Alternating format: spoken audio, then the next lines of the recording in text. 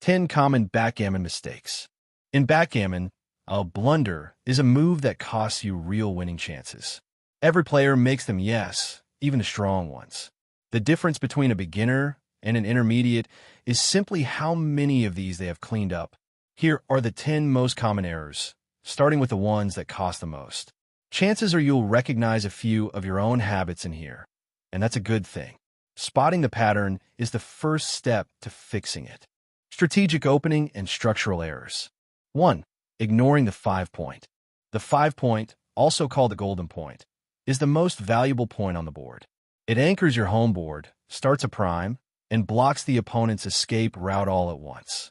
Players who use early rolls to make less important points while the 5-point is available are giving up their biggest asset. If you have a choice between making the 5-point and making any other point, make the 5-point. 2. Stacking checkers, candlesticks. Piling 5 or more checkers on a single point feels safe, but those extras are just sitting there doing nothing. They're not making other points, not serving as builders, and not contributing to a prime. Getting checkers off those heavy piles, especially the 6-point, is an early priority in every game. The 6-point stack at the start of the game is one of the first things to sort out with your opening moves. 3. Making D points too early. Making the 1-point or 2-point in the first few rolls removes checkers from active play. Those points become useful later in the game, during a blitz, for example.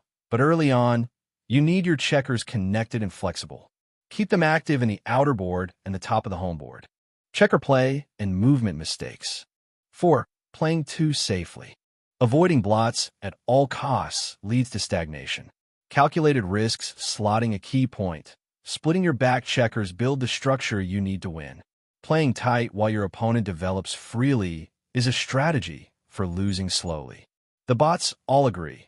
Most newer players play too safely, not too aggressively. The correct play is often the one that looks a bit risky at first glance. 5. Hitting without thinking, revenge hitting. Hitting just because you can is a tempting habit. Before every hit, ask yourself, does this improve my position, or does it break my own structure? If your home board is weak, so the opponent re-enters easily, or you're already winning the race, so you don't need the contact, letting the block go is often the smarter play. 6. Ignoring the pip count.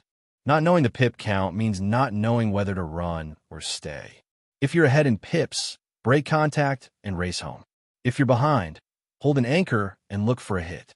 The pip count drives this decision, and playing without it is guessing. Cube handling and in-game missteps. 7. Doubling too late.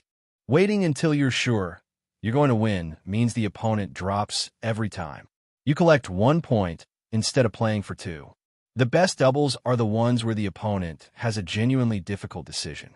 If they always drop your doubles, you're doubling too late. This one adds up quietly over dozens of games in a session. All those missed points make a real difference. 8. Taking bad doubles.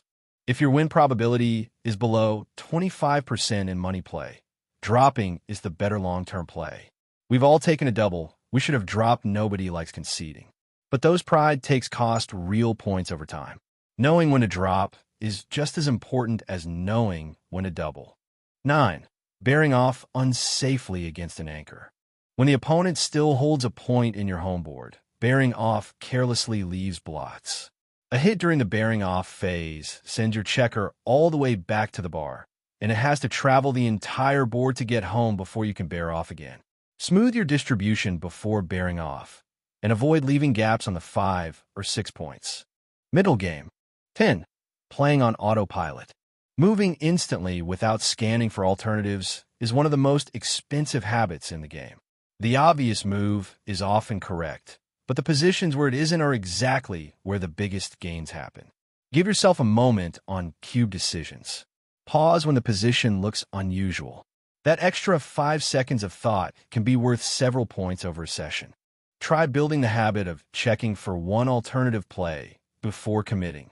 When playing online, there's no clock pressure in most game modes. Take advantage of that.